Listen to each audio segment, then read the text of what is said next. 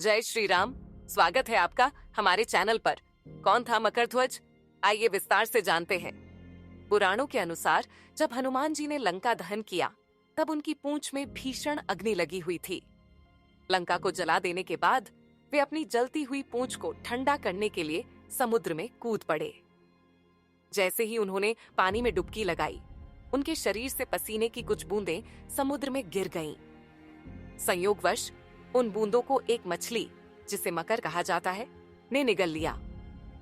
समय आने पर उस मछली के गर्भ से मकरध्वज का जन्म हुआ। मकरध्वज आधा वानर और आधा मछली के रूप में उत्पन्न हुआ, इसलिए उसका नाम मकरध्वज पड़ा। मकरध्वज को अहिरावण ने पाताल लोक में ढूंढ लिया और उसका पालन पोषण किया। अहिरावण रावण का भाई था और पाताल लोक का शक्तिशाली राजा था। उसने मकरध्वज को अपना द्वारपाल बनाया। मकरध्वज अपनी कर्तव्य निष्ठा और बलशाली स्वभाव के कारण पाताल लोक का रक्षक बना रहा।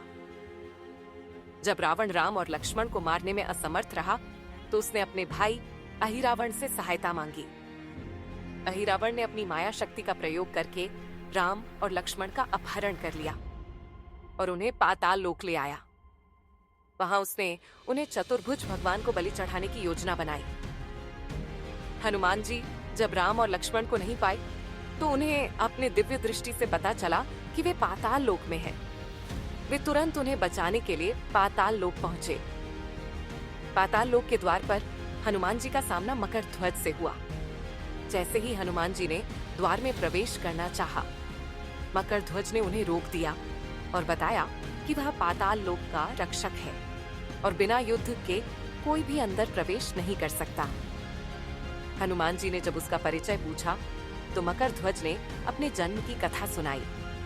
यह जानकर कि वह उनका ही पुत्र है, हनुमान जी भावुक हो गए, लेकिन कर्तव्य निष्ठा के कारण मकरध्वज ने उन्हें चुनौती दी।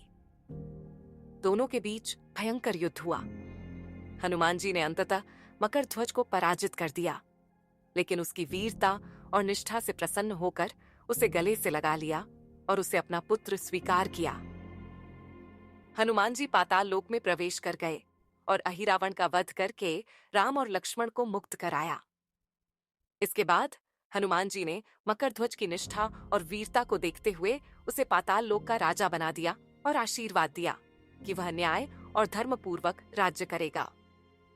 तो कैसी लगी आपको यह कथा? कमेंट करके बताएं और चैनल को सब्सक्राइब करें। धन्यवाद।